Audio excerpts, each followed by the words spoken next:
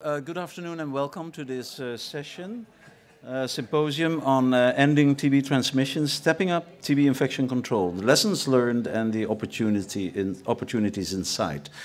My name is Max Meijs. I'm working with KNCV TB Foundation based in The Hague and also working for the Challenge TB project that has been funded by USAID in many countries, 22 countries if I'm still keeping up with the counting of the countries. So for this afternoon, we have my co-chair here next to me. Let me quickly introduce him. His name is Ernesto Jaramillo from WHO Global TB Program.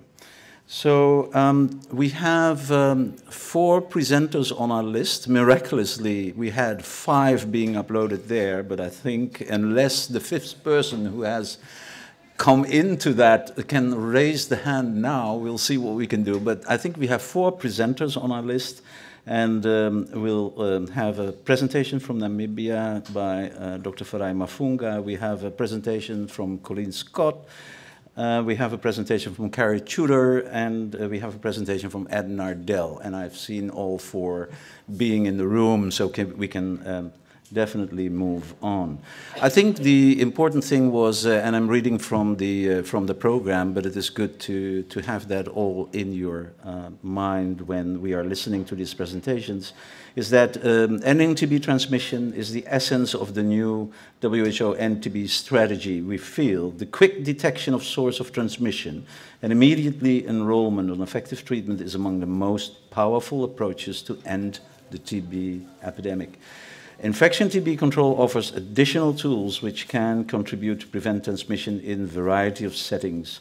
And this symposium will present the state of the art in TB infection control and the most recent advances in the field and the progress of selected countries in mounting effective and sustainable infection control policies. So that's the promise. Let's see the reality. Dr. Farai Mafunga, can I ask you kindly to start your presentation?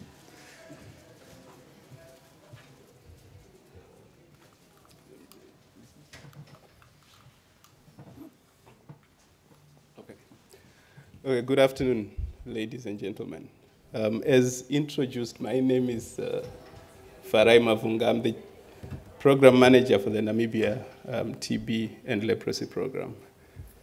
So I will be sharing quite a bit of what we have observed, when it comes to implementation of TB infection control. So I consider myself a scene setter for this session in that I'll present what is happening, what we've observed on the ground, and then the colleagues after me hopefully will present in more detail some of the specifics and a bit of the science behind some of the discussions. So I like pictures, so I just put that up. It's essentially a health facility in Namibia. I like that picture. I will not say why now, but probably a bit later we'll come back to it. I would like to acknowledge my colleagues who have been part of the work that I'm presenting now, in particular the field work, not necessarily preparing the presentation. But I also would like to acknowledge the USAID, CDC, and the Global Fund for funding not my presentation, but the work that has gone on in Namibia regarding infection control. I do not think I have any significant conflict of interest when it comes to this particular subject. I kind of took it for granted that when you say Namibia, people kind of know where it is, but I think 2 days ago I realized it might not be a right assumption to make. So it is a country in Southern Africa, very close, sharing a border with South Africa. Many of you would know South Africa, but it's not in South Africa. It's actually next to South Africa. It's one of the largest countries in terms of surface area, but also has one of the lowest population densities in the world. So I'll look at that brief background in terms of TB in Namibia, the interventions that we have put in place regarding infection control.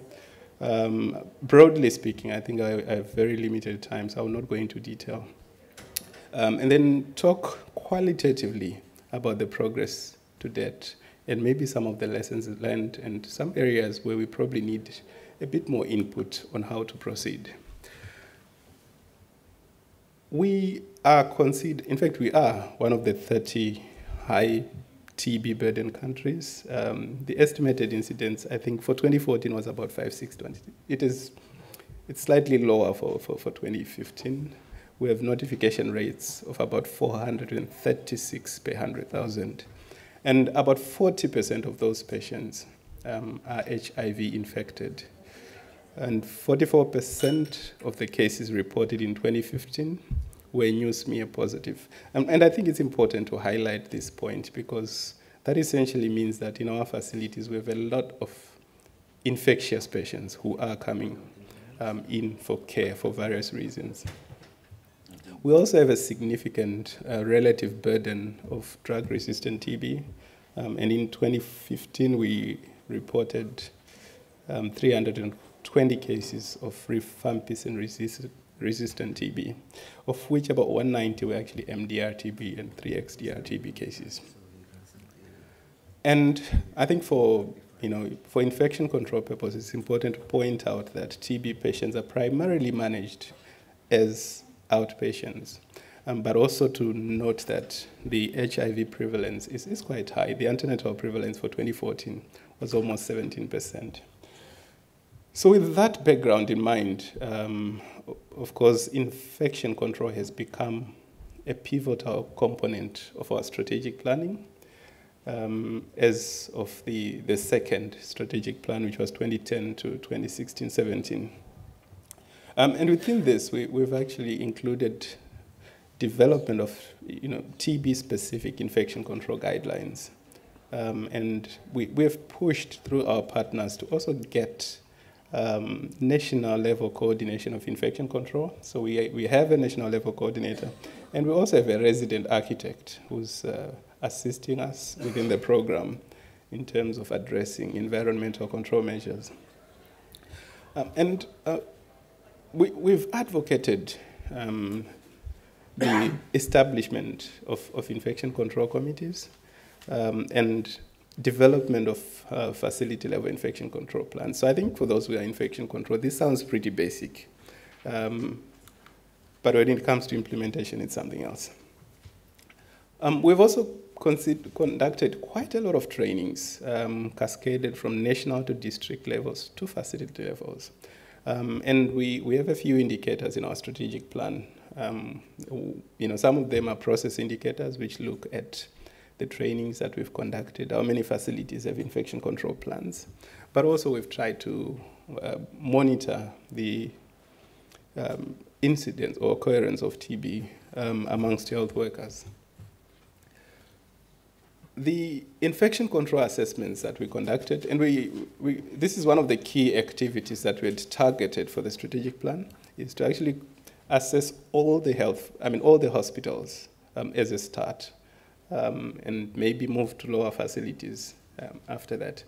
And so we did that, and we conducted quite a number of renovations and facility modifications in an effort to address infection control through PEPFAR and Global Fund funding. And we also introduced N95 respirators, which is supported by a respirator fit testing program.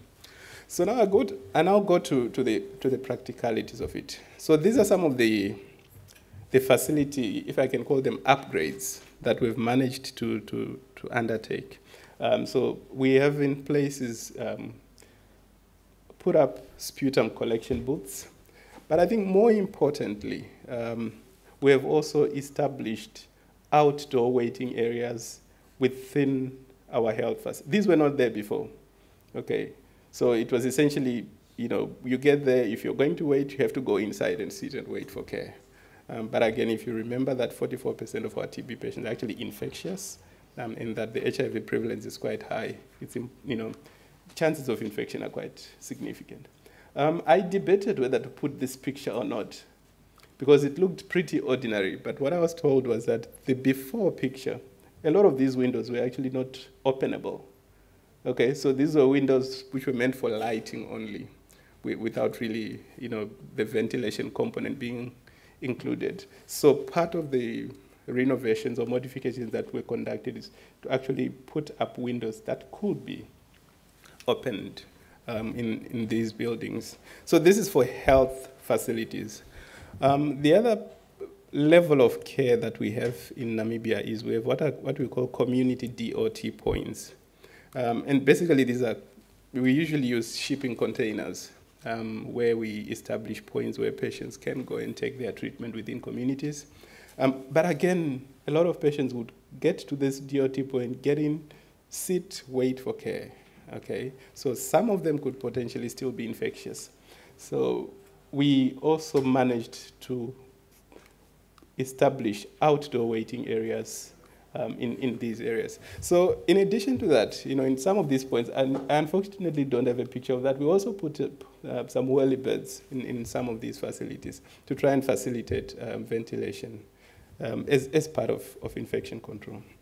So I'll consider that don't get me wrong here, I would say that's the easy bit. Modifying infrastructure. Probably expensive, but easy, because once it's done, it's done. I'll go on to what probably is not very easy, and it comes back to the first strategy. The administrative control measures, the ones that we say are the cornerstone of TB infection control. And number one, when you get to facilities, these are really not visible. So you get to a facility, you see nice windows, nice outdoor waiting areas, but in terms of the actual practice of infection control, these are really not as visible as you'd want them to be, despite, I think, the significant investments that have gone into this. So again, when I'm discussing this, it's probably the areas that we now need, a bit of discussion in terms of how do we move, from the simple to the a bit more, let's say, complicated and hopefully sustainable. Secondly, what we have observed is that while infection control, we trained everybody across the country, implementation is completely different if you move from one facility to another. These are people who have attended the same trainings. So we believe that there's quite a lot of individual, driven implementation of infection control in facilities. The plans, usually they are there, but implementation varies for various reasons. And so this is, I think, one of the factors that we have observed. And I think of particular importance is that if you train people today on infection control and you follow up tomorrow, you find that they are doing pretty much probably 60% of what they were trained on. Okay, if you go a week later, it's probably 30%. If you go 2 weeks later, it's down to 20%. A month later, I'm not sure, So the half-life of some of these interventions in terms of actual implementation on the ground, we have observed that it's quite low. And this is not helped by the fact that there's quite significant staff rotation in these facilities. So being able to systematize infection control within health facilities, it's probably one of the key challenges that we are facing. So we know what needs to be done. People are trained, people start doing it, but quite often sustaining it is an issue. And when you get to a facility, the administrative control measures, that's where you get most of the excuses, in terms of why is this not happening? We are overstaffed, we're understaffed, patients don't want to listen to us, and there's always an excuse to not implement administrative control measures. And this is from health workers, of course. Whether those excuses are real or not, it's a different story. So, what do we need? I think we have had a lot of research into the efficacy of N95 respirators, the efficacy of UVGI, and I think Ed will talk a bit more on that later during the day. But what we really need to try and find out, and probably this is going to come from psychologists, is new approaches to make sure that what we introduce is sustained as much as possible. The problem with TB is that there is no immediate benefit. People don't see the immediate benefit of implementing infection control. So it's long-term, it's quite distant from the person who's supposed to implement it. So we really need ways to maybe stick to push implementation, as well as a carrot to also encourage implementation.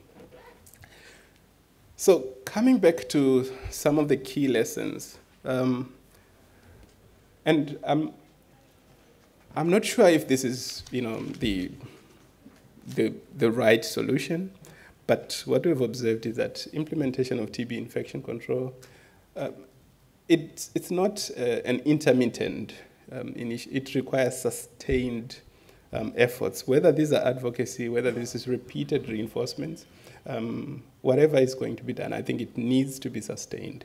And I think this is a message to everybody, both implementers and funders alike, that once you've invested into infection control, it's not a once-off investment. I think it needs to be an ongoing investment. This is across all levels, whether administrative, environmental, personal protection. And we observe that despite people knowing what the right thing to do is, the numerous bad infection control practices, they recur if you do not consistently supervise. Again, it comes back to investment in infection control as a long-term thing rather than as an intermittent or short-term thing. Probably the most challenging component to implement, and I have my colleagues here who have been part of that, is the implementation of TB screening amongst health workers. What we observe is that a lot of health workers who are diagnosed with TB, they actually go to the private sector for care, and you only get to hear about it either by accident or the few that report to you, through the normal reporting system. So we actually do not have reliable data on the number of TB. I'm told we shouldn't say cases. TB burden amongst health workers. But it's something that we're moving on. Again, it's something where we need methods to make sure that we encourage and maybe even legislate the screening of TB amongst health workers. And coming back to the issue of why it's difficult to implement in the short term is that the indicators that we really have that can be tracked on a short-term basis, these are really just process indicators. So they don't really indicate the benefit to whoever is implementing infection control as far as TB prevention is concerned. So at the moment, it's really difficult to demonstrate that, and so it's also difficult to convince people to continue or at least invest more into TB infection control. So I think, by and large, up to this point, that's been our experience. And just as an aside, I think a study that we conducted about 4 years ago in Namibia did show that there was a significant association between previous hospitalization and drug-resistant TB. And similarly, I think in northern Namibia right now, we have noticed an increasing, it's only the only region in the country where there's an increasing burden of TB in terms of notifications, but also significantly increasing burden of TB amongst health workers. So we do have an obligation when it comes to infection control in our facilities. So maybe what I would consider key messages, long-term measures for infection control should maybe go more into ministerial health facility standards and norms, and we've started to do that so that we don't have to modify facilities regularly for infection control. But this becomes a long-term investment at construction level. At the moment, we've realized that having a dedicated focal person and comprehensive guidelines, it remains crucial to sustained implementation of infection control. One of the, okay, I have 2 minutes. But one of the observations that even Max recommends that, you don't need a specific dedicated TB infection control person. They can integrate into existing infection control committees, and the same person can do that. But are we really integrating ourselves into something that's working? I think that's the question. There might be an existing infection control person, but there's nothing happening, and we're integrating ourselves into something that's not working. So maybe we need to reevaluate this, and maybe take the lead rather than join a failing initiative. And I think we need implementation research to inform development of self-sustaining approaches to implementation of TB infection control. Thank you.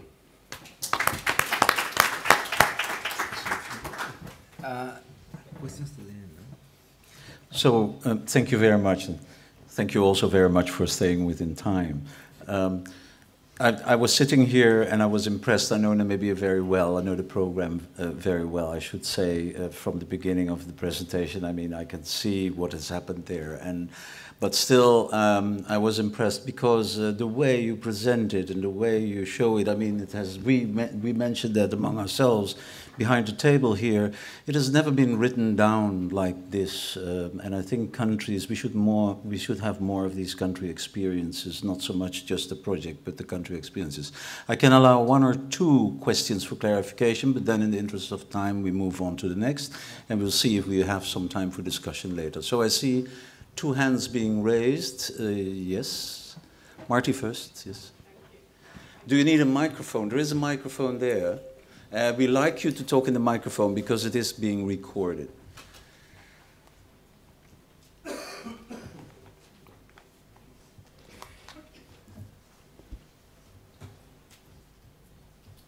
Thank you. Thank you, Dr. Mavunga, for a really good and interesting presentation. I want to ask you about the uptake of respirator wear by the healthcare workers. Namibia is a very hot country, very hot. And I can imagine that it's really difficult for healthcare workers to wear the respirators, first of all, appropriately, and then for sufficient periods of time. Okay, thank you. Yes, when okay, when we talk about the bad practices that we're talking about, in fact, that's one of the commonest ones where you. It's a challenge to get health workers to take up N95 respirators, specifically for the reason that you've given, but also just sometimes we don't know. You just find that somebody's even wearing a surgical mask and an N95, on top of that. That's even two masks, in there. So again, it comes back to the reinforcement. So I think the uptake in DRTB facilities, it seems to be much better than in other high-risk settings that we would consider. Let's say, for example, in radiology or radiography suites. But in DRTB treatment facilities, we seem to have much better uptake than in other high-risk settings. Yeah, thank you, Ed. Thank you. I really enjoyed the talk because I think it spoke to the sustainability and the real issues for an entire country. One of the great things about these meetings is that we get to hear these experiences and maybe respond to them. So I'm hoping we can talk after the meeting. My colleagues have heard me talk about this endlessly, about an approach that I first read about from Atul Gawande, which was how oral rehydration therapy got implemented in Bangladesh. And it was not by policy, and it was not by education. It was by recurrent visits and recurrent, what I would call accompaniment. And I think there's a role for a team of knowledgeable people, a nurse, a doctor, an engineer, who would go facility to facility on a regular, not once, but over and over again. Where are you on implementation? What has fallen off? What can we do to sustain it?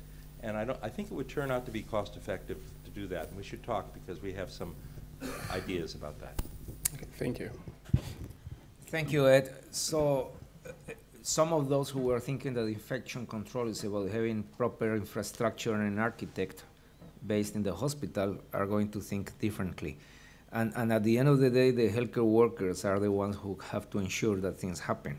So that's why it's quite timely then to have Dr. Colin Scott, who is working with CDC, has been in the Epidemic Intelligence Service for some time, and is now going to share with us the experience of looking at how training of healthcare workers can make or not a difference in a country like Tajikistan. Great, thank you. So good afternoon. I wanted to start with, I don't have any conflicts of interest that I know of for this presentation, but feel free to ask any questions at the end. So a quick background on the Central Asia region and particularly some of the countries there where we conducted the evaluation. The Central Asian Republics, or CAR region, is composed of 5 independent countries that were once incorporated in the former Soviet Union. We've got Kazakhstan, Kyrgyzstan, Tajikistan, Turkmenistan, and Uzbekistan. The tuberculosis prevalence in 2014 in this region was just under 200 cases per 100,000. And Tajikistan, where this evaluation is centered, had the second highest TB prevalence in the region with 128 cases per 100,000. Now, after the breakup of the Soviet Union in the early 1990s, the political and social changes seen throughout that region demonstrated the vulnerable healthcare systems and particularly the potential spread of infectious diseases. Specifically, the CAR region has demonstrated that TB infection control inadequacies and vulnerability make the countries vulnerable to both drug-resistant and MDR TB. Project HOPE is working in Tajikistan and throughout the region. And in reviewing the TB situation going on in that region, Project HOPE identified that strengthening the capacity of TB infection control practices, both in Tajikistan and throughout the region, should be an operational goal of the organization. So to do this, Project HOPE partnered with the Ministry of Health in Tajikistan, USAID, Global Fund, and the US CDC to establish a TB infection control demonstration site and base for national training. Together, they created a 4-day TB infection control training course, which included training on TB infection prevention and control hierarchies, TB infection control planning, prioritization, advocacy, implementation, monitoring, and evaluation. Instructors were used to engage training participants through interactive lectures, group and individual work, discussions, and skill demonstration sessions.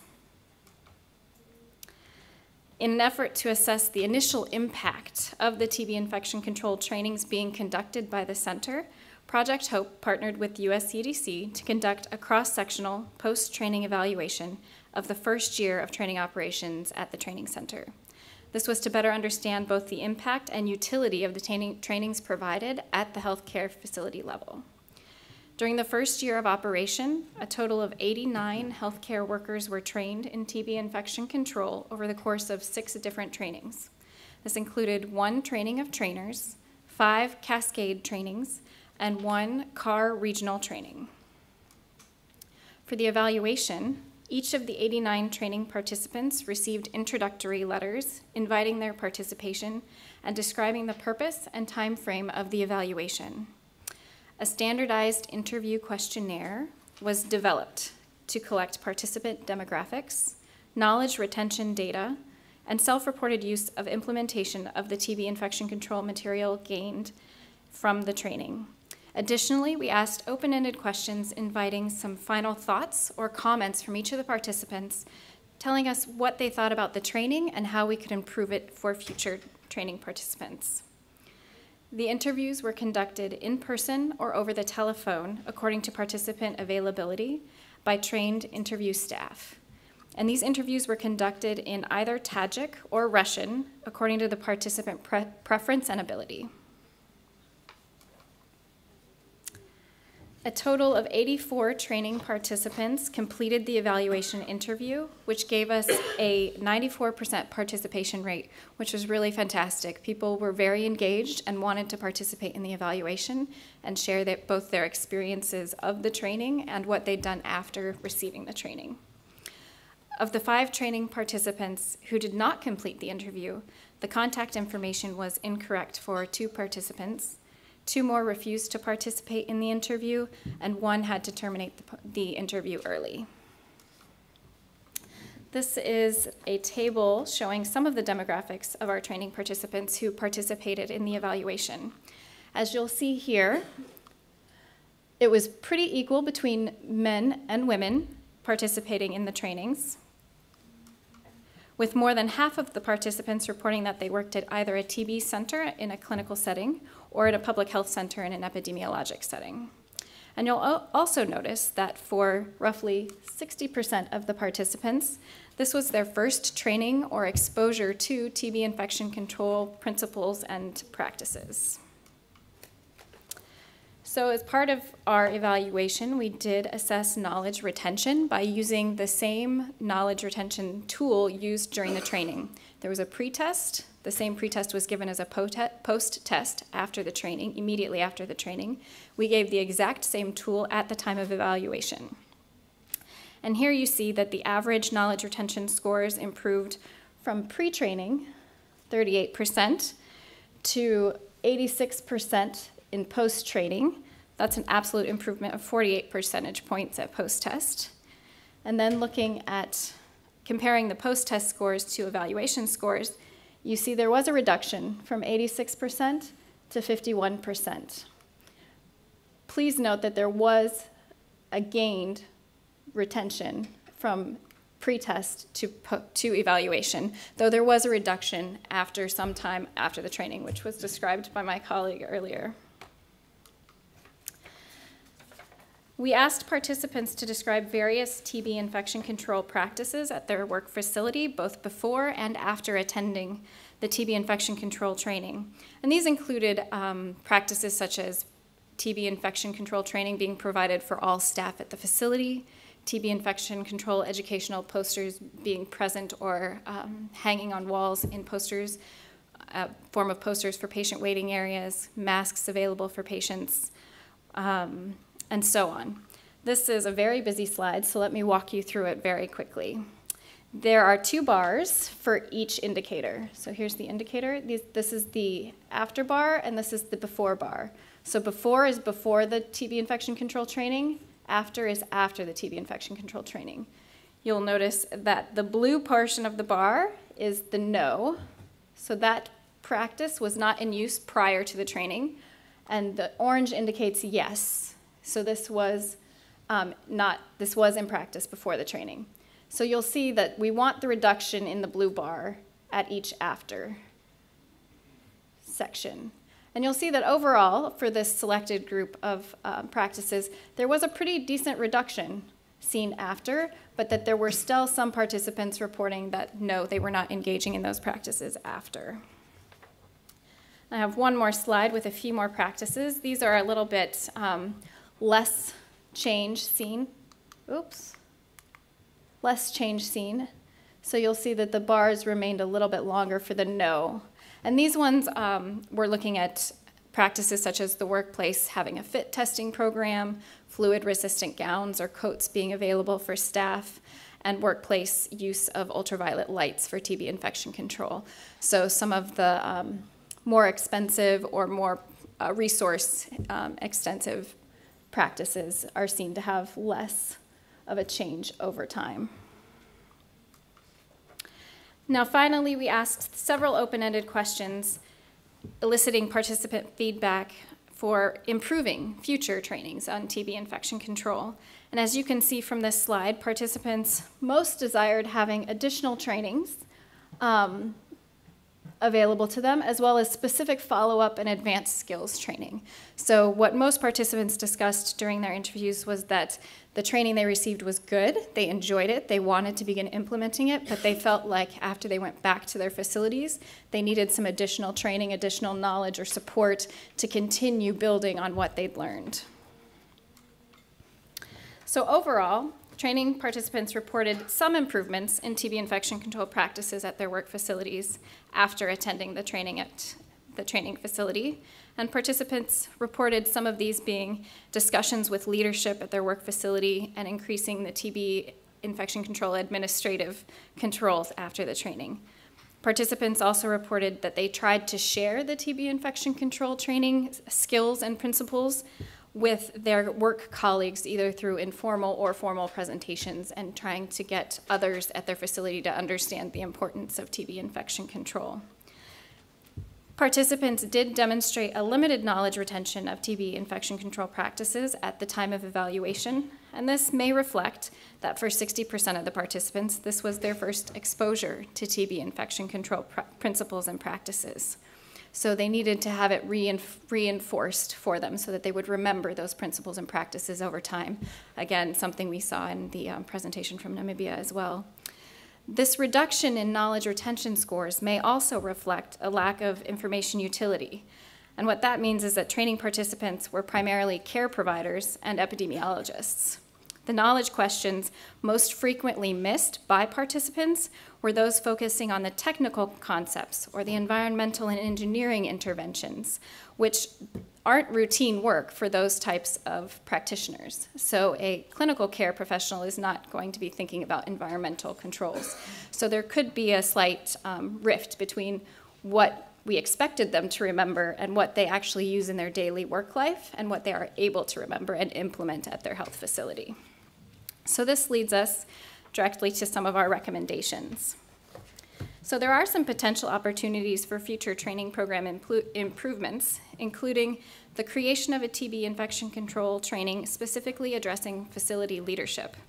This would increase TB infection control knowledge and awareness of facility staff with budgeting and programming responsibilities. This would allow for some of those more expensive or resource-heavy requiring interventions to be planned for and budgeted for over the long term by those with that type of responsibility at a health facility. We'd also recommend inviting staff from all departments to participate in TB infection control trainings. All facility staff, including maintenance, facility maintenance staff, as well as the clinical workers and then the administration, could benefit from learning about TB infection control, and the training content for each of those cadres should be specific to the job duties that they engage in and where they can be best served by TB infection control to protect themselves and their colleagues. Additionally, we could develop a module dedicated to TB infection control action planning, which is directly linked to evaluation of the training.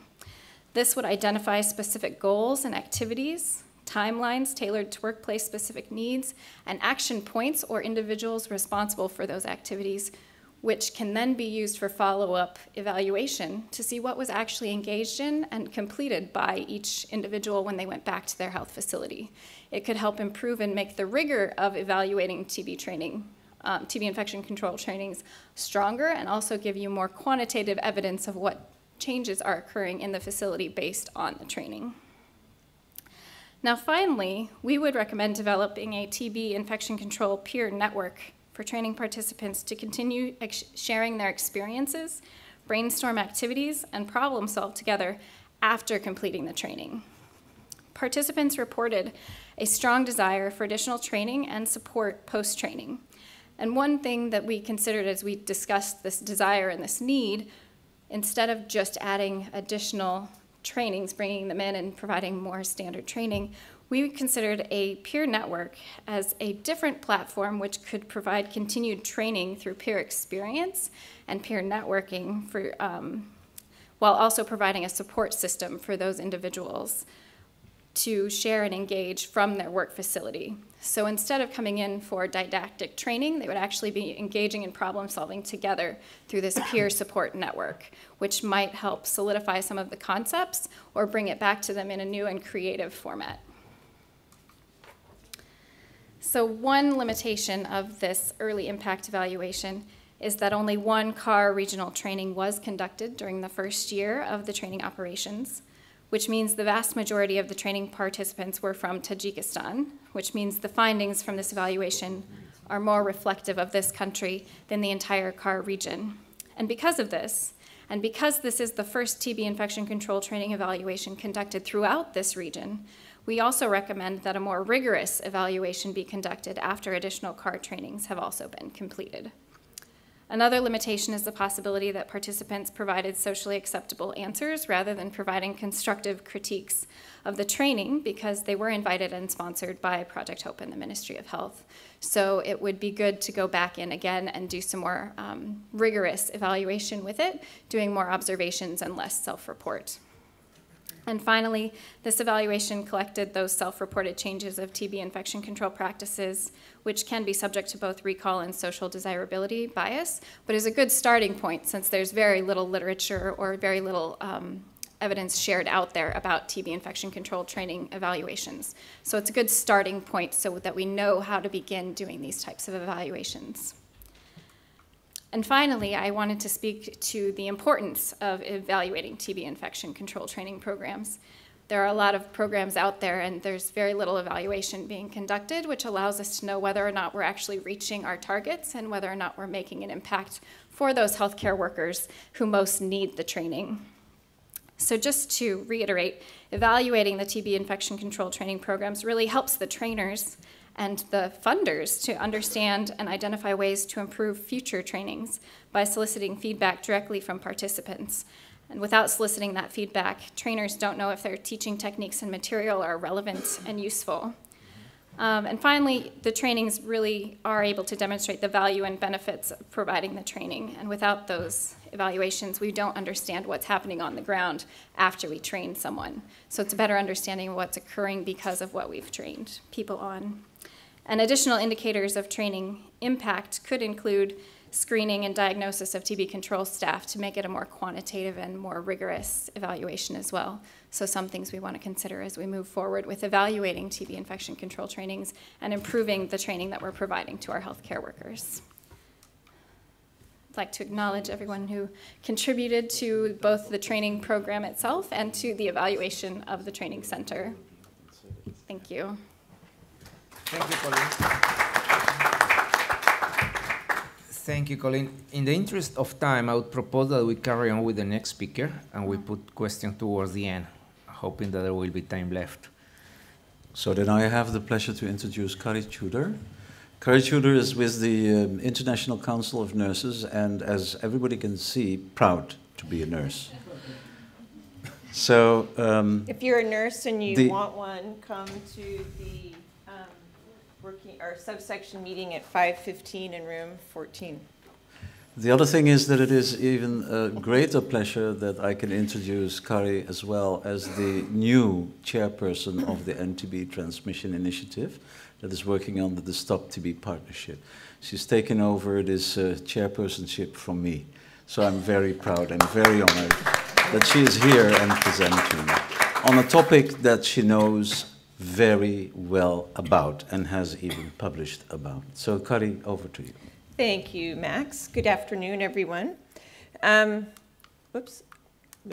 Okay, so I'm just going to talk a little bit about some occupational risk factors for TB among healthcare workers, and then what the policies, current policies and practices are and how we might improve those going forward.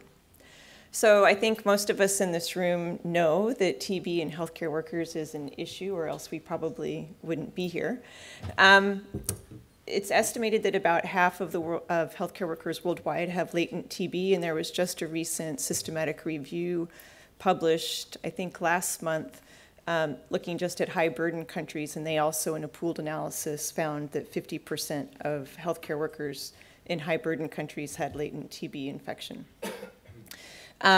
The annual risk of TB disease due to or suspected nosocomial exposure in hospitals and healthcare settings ranges from 25 to 5,000, and that's from the Menzies paper in 2007.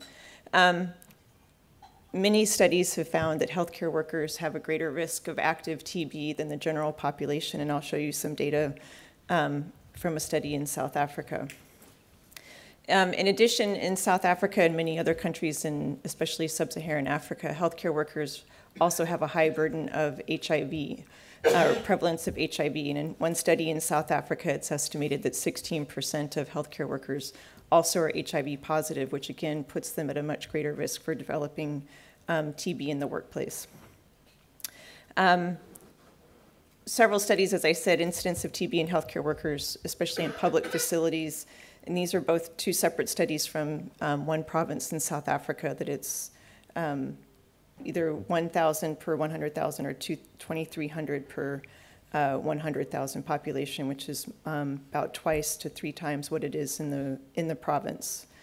And one study in Durban and KwaZulu-Natal, South Africa, also found that those patients with MDR-TB who were admitted to the hospital, this was based on self-report of occupation, that there was a 5-fold increased risk of healthcare workers having drug-resistant TB than the general population.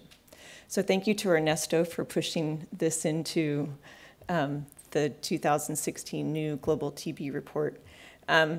So we know that from the 2009 infection control guidelines from WHO that countries are supposed to be reporting their TB incidents in healthcare workers or TB surveillance in healthcare workers. But as you can see from this map that many countries are not yet doing that. Of course, we see that the United States is blank, but we know that that data is collected as well as Australia, where I know in Netherlands, as Max pointed out, where genotyping is done of all healthcare workers who are diagnosed with TB. So I'm just going to focus on South Africa, which you can see is in bright pink. How do I point this one?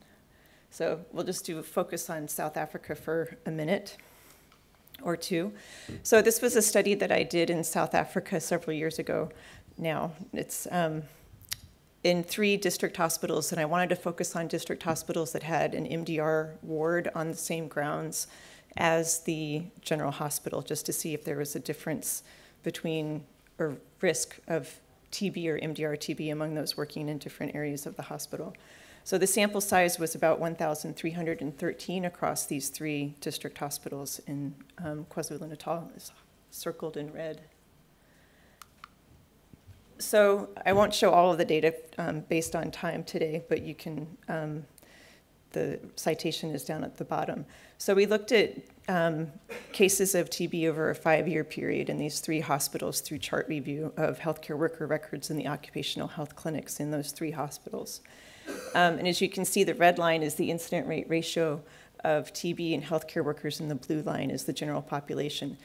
During these 5 years in KwaZulu-Natal, or at least in 2010, the last year, the incidence in this province was over 1,000 per 100,000. It was the highest in South Africa and still remains, has the highest incidence of TB in South Africa. But you can still see, even where there's a high burden of circulating TB in the community, the rate in healthcare workers was still about twice as high. So this is a busy table, and I just want to focus on, we looked at where healthcare workers had worked if we're talking about risk factors for TB, and many people think that the place that we need to put the most emphasis is in the TB ward. And in the adjusted incident rate ratio, we did find that those that worked in a TB ward did still have a higher risk of developing TB than those healthcare workers who did not.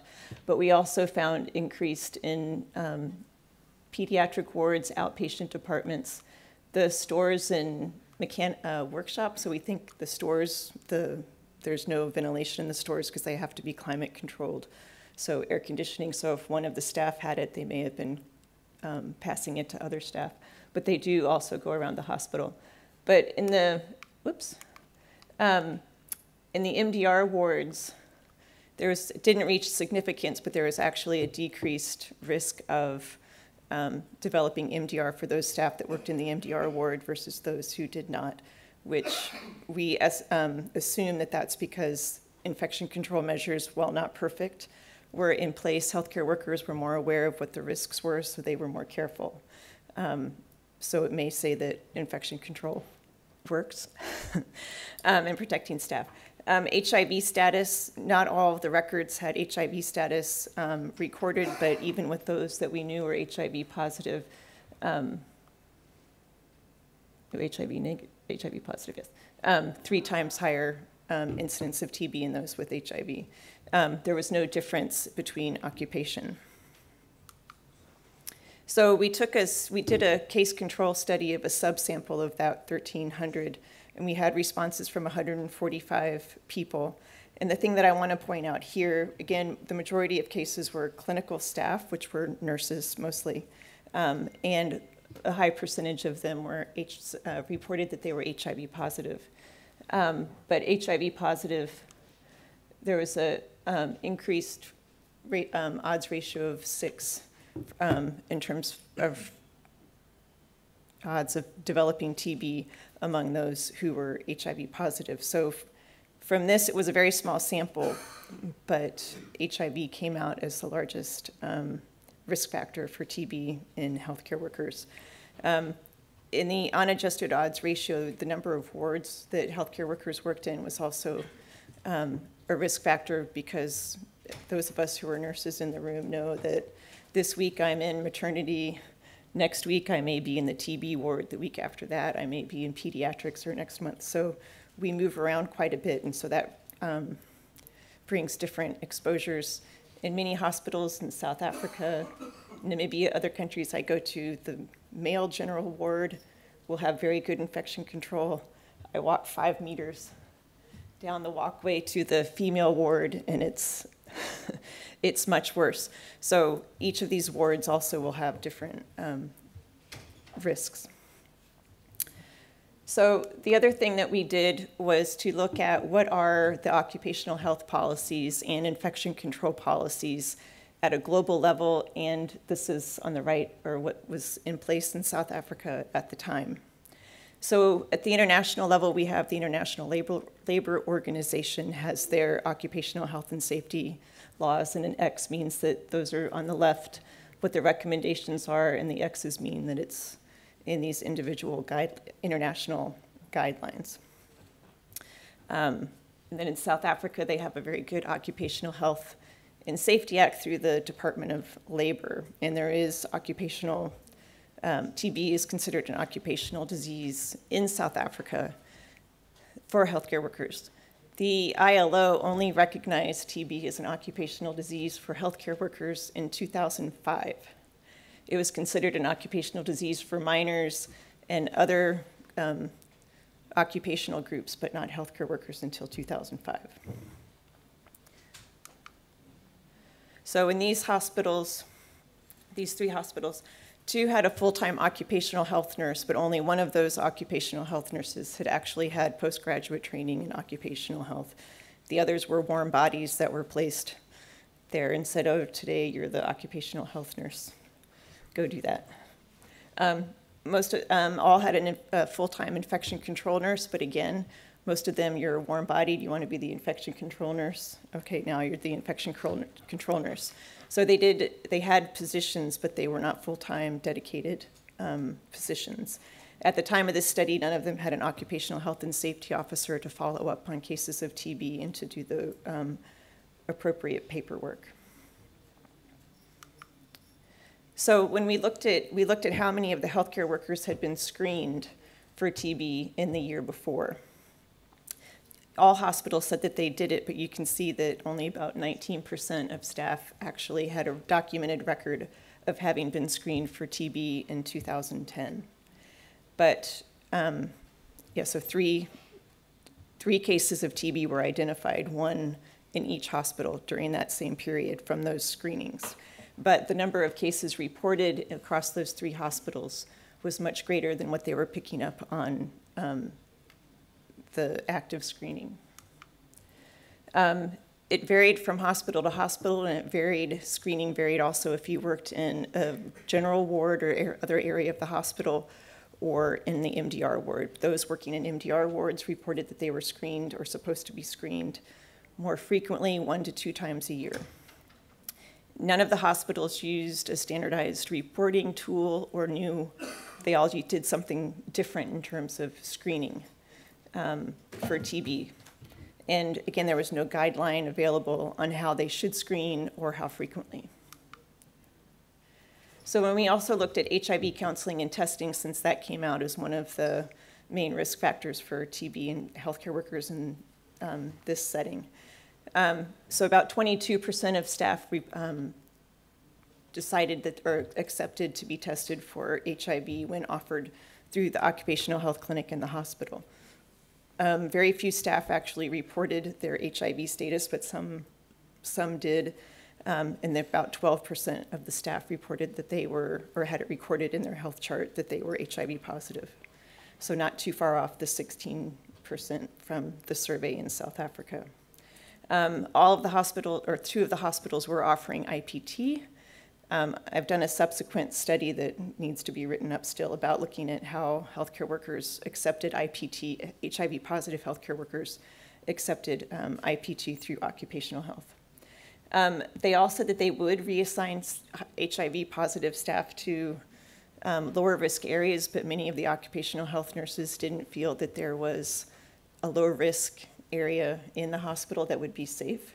And again, it's up to the healthcare worker to disclose their HIV status and ask to be moved to a lower risk area. So in some instances, the occupational health nurses felt that their hands were tied and couldn't force someone to do that. So some of the barriers to implementing the occupational health guidelines across these sites was that there was no health and safety officer, not adequate training for the job, so just being dumped into a position and not knowing what they should do, how they should do it.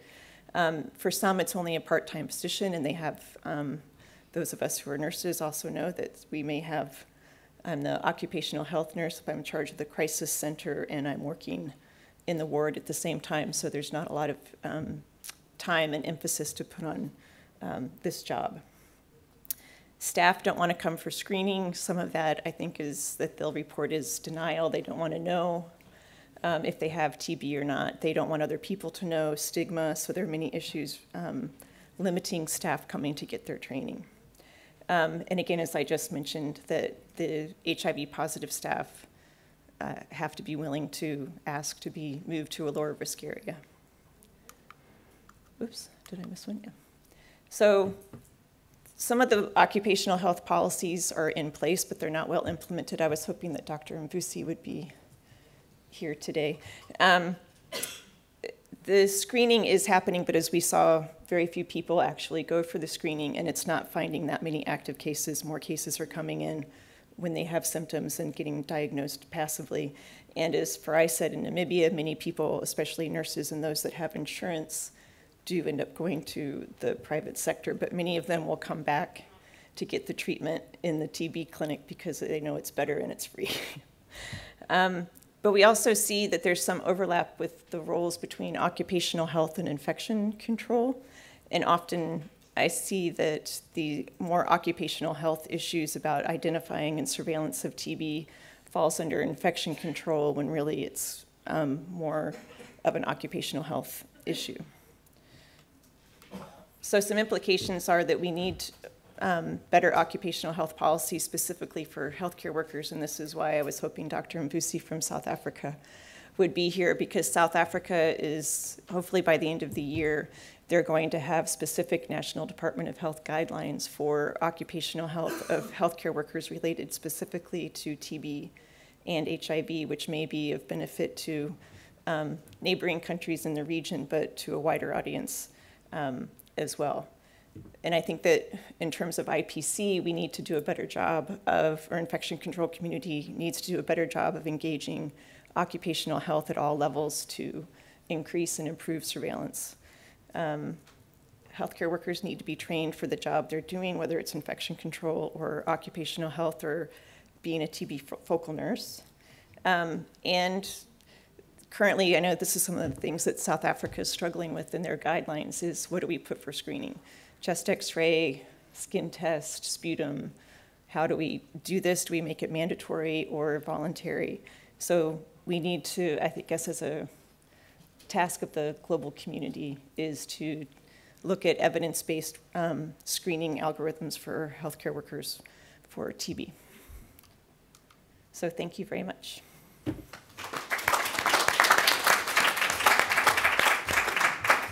Yes, thank you very much, Kari. I think we move on. Yeah. So let me introduce Professor Ed Nardell.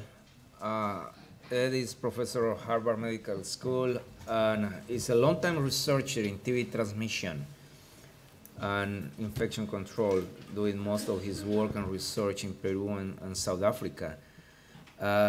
And when we look to the previous presentation, this presentation from Colleen that nicely shows how it's a major challenge to introduce social norms, but at the same time the heavy burden on healthcare workers when infection control is neglected. then make us wonder, okay, what to do to introduce social norms? Is there any chance for having a shortcut, a gadget, that can help us to do some impact with less effort or with some more engineering approach? So that is the topic of Ed, and he wants to share with us what are the opportunities we have with UVGI. Thank you. Thank you, Ernesto, and thank all of you for being here. It's a great opportunity to tell you about some advances that have actually occurred in this technology, which has been sort of in the shadows, I would say, for a very long time. And I'll list in detail some of the obstacles and why I think we are making some progress. First of all, I don't have any conflicts. Most of my work on infection control is funded by NIH and NIOSH and Fogarty, and I don't consider those a conflict. So we've already made the case, I think, that hospitals are dangerous places for healthcare workers and for patients alike. And of course, this kind of scenario of a very crowded corridor is not uncommon in many of the places where you work. We actually reported from Tomsk, Siberia, some time ago, that we were looking for what were the factors that accounted for MDR-TB in Tomsk. And I actually thought it was kind of a silly study because we all knew that it was non-adherence and poor programs and treatment decisions that on the part of healthcare workers that are providers that resulted in drug resistance. It turned out to be in Tomsk that if you were admitted to the hospital with drug-susceptible TB, instead of being treated outside the hospital, and you were adherent, you had a 6 times greater risk of developing MDR-TB than if you were not admitted. So this spoke enormously to transmission of MDR-TB and reinfection in the hospital. And for anyone who's visited, actually, hospital anywhere would treat MDR-TB or drug-susceptible TB, the scenario was a room with maybe 6 beds, new patients being admitted, and at that time, you would wait until patients were not responding before you would think about drug resistance, and then you'd get if you could, you'd get a test for second line for drug susceptibility and find out only months later that, in fact, this patient had MDR-TB, and other patients have been coming into that room and spending time for a very long time without any meaningful infection control. And of course, the most meaningful infection control is treatment. So a real problem, not surprising.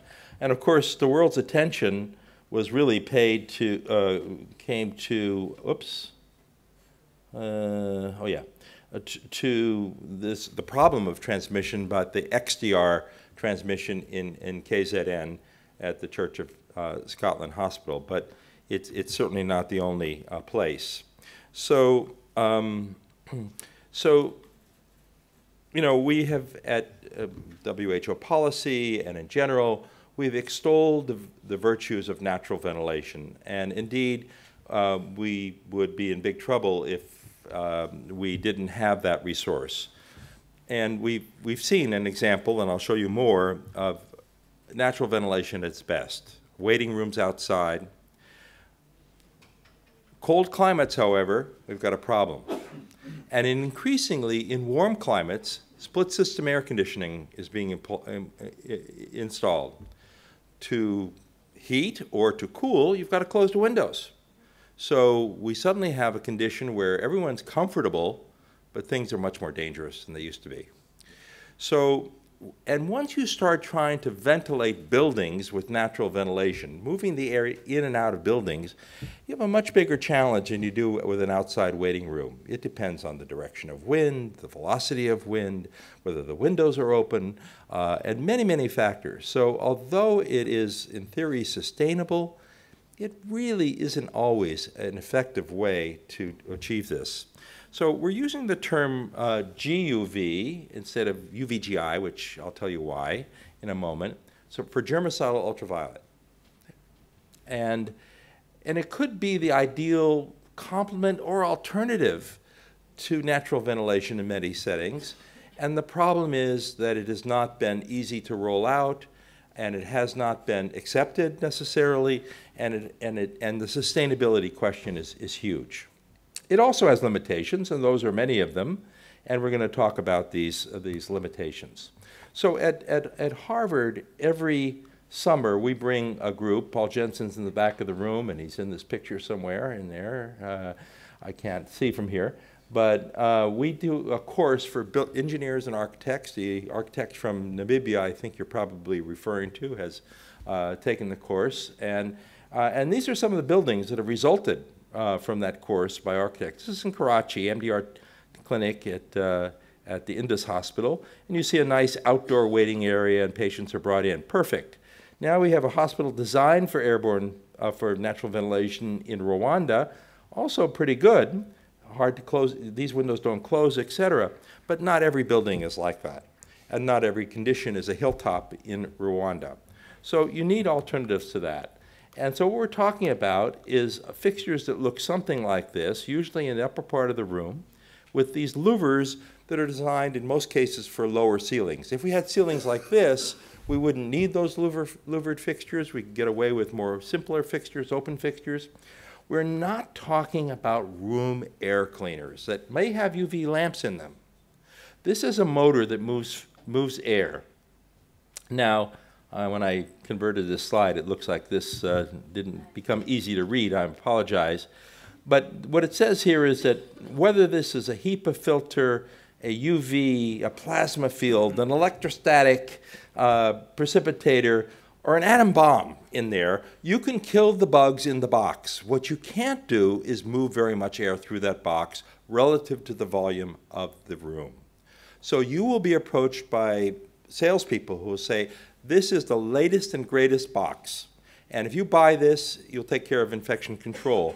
In fact, with extremely few exceptions, where you have a tiny room that you want to disinfect and the ceiling's too low for germicidal UV, and you want to put in an air cleaner, you can probably do that if you pay attention to the details, but very, very few exceptions. Now here's an example. Well, so what we're talking about in terms of upper room germicidal, and the reason it works so much better than air cleaners is that we use the entire upper room as an air disinfection chamber, if you will. And then we just have to move the air up and down, and that's not difficult to do with low velocity paddle fans.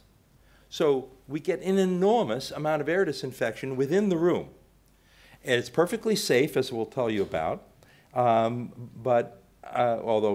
my colleague Paul will say it's inherently dangerous, but we make it safe. And that's a sort of a half full, half empty approach, but you'll see. So warm air rises, but with a good ceiling fan, any ceiling fan, you get a good deal of air mixing.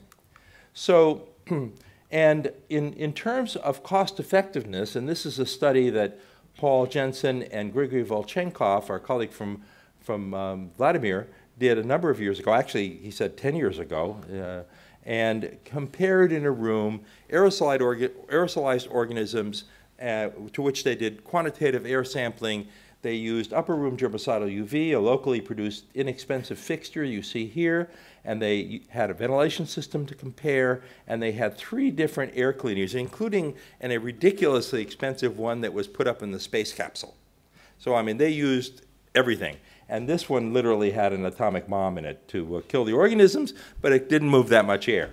So you'll see that the cost per equivalent air change, if you compare them, there is nothing cheaper to rendering air non-infectious than upper room germicidal UV. And if you do it simply in terms of relative risk compared to ventilation, which is 1, it's almost 10 times, 9.4 times more cost effective to disinfect air with this technology than with any other alternatives. So I think it's time for a paradigm shift. We've sort of presented upper room germicidal UV as, something unusual, something maybe unsustainable, dangerous, but it is actually, if natural ventilation isn't reliable And if mechanical ventilation isn't available and is very expensive and air cleaners don't work, there really isn't an alternative to upper room germicidal UV for congregate settings if you want to achieve high levels of air disinfection. There is no good alternative. And if somebody comes up with one, but we've been waiting a long time. So here's an example of that room air cleaner problem. And this was from a meeting, Toby Van Reenen is here from the South Africa, and in a meeting we had, as usual, there was a guy selling an air cleaner, and we pressed him, and he found some literature on his device, and it produced 23.3 liters per second, so-called clean air delivery rate. It's 60 CFM, cubic feet per minute, translates to 28.3 liters per second. We make a room 4 meters by 4 meters by 3 meters high. That comes out to a whopping 2.1 air changes, assuming that air is perfectly mixed and it's cleaning all that air. It's not meaningless. If you have no ventilation, that would be okay, but that's not great ventilation. We're talking about 6, 12 air changes per hour, and as you'll see, we can get much more than that with upper room air disinfection.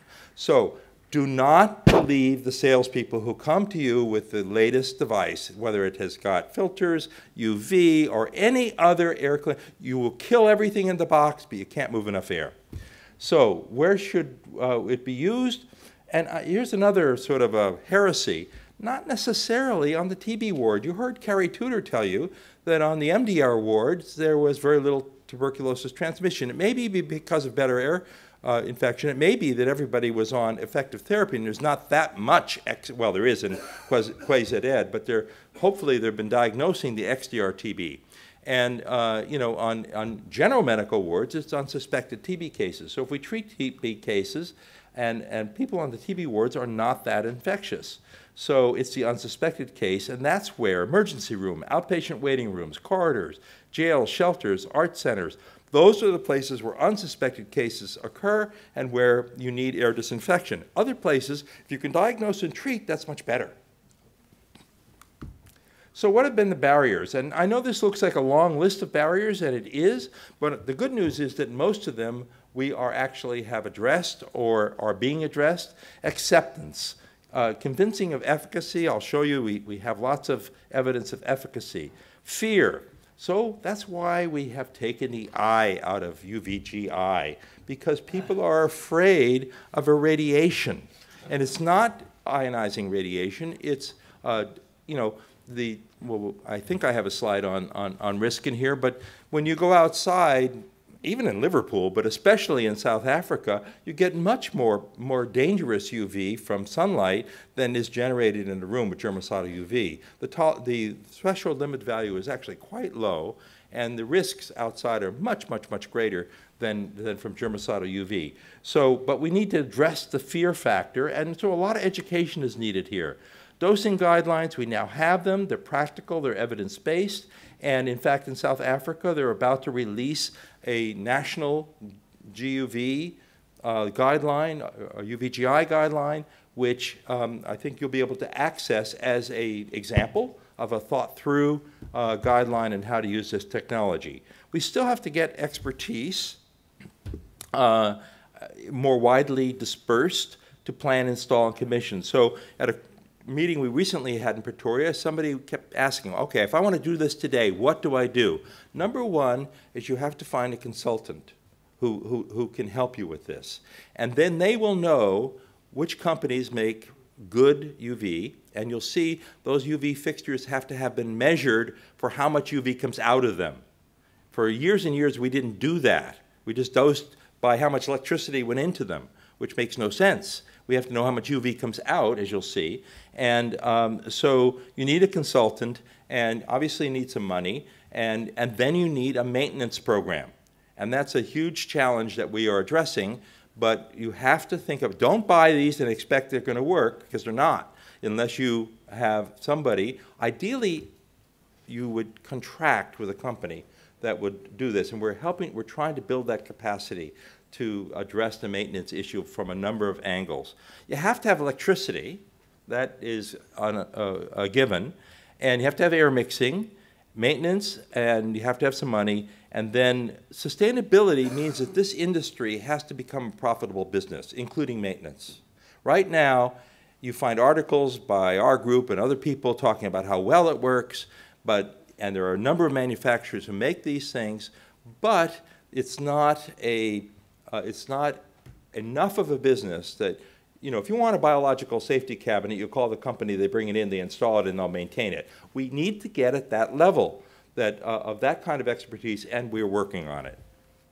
It's almost there. So I've really gone over the advances that we've said here, and we'll go through them in a little bit of detail. This is our research facility in Mpumalanga, South Africa. It's part of an MDR-TB hospital. There are 3 rooms here, each 2 beds to a room, as you see. All of the air is extracted from these patients who have MDR-TB or XDR-TB, and the air goes to one of 2 or both exposure chambers, which contain up to 180 guinea pigs on each side. And you see here a guinea pig having its skin test read very carefully. So guinea pigs are exquisitely sensitive to TB, much more so than humans are normally, and will tell us how much TB is in the air. And in 2016, it's the only way we have to quantify TB infection of infectious air. You can culture it, not out of ambient air. You can culture the air if you put enough organisms in the air in the first place, like Gregory and Paul did in a study, but you can't culture TB out of the air that's naturally produced. Guinea pigs will sample it for you and tell you how much infection there is. So this is the study we did. We put these fixtures on the wall. We take the air out of the room through the ventilation duct to the guinea pigs, and we had ordinary, inexpensive paddle fans. We sent the air on odd days. Every other day, the UV was on in the rooms, and the air went to these guinea pigs, and on even days, the air went to these guinea pigs. So that at the end of 3 or 4 months, as you'll see, these guinea pigs only breathed the air when the UV was on, and these guinea pigs only breathe the air when the UV is off. So we want to know how effective this or any other intervention is. We simply do this on this alternative day. And why do we do that? Because we want to make sure that patients are equally infectious every day. And if we did it this week and the next week, maybe something would change. But this gives us a controlled experiment.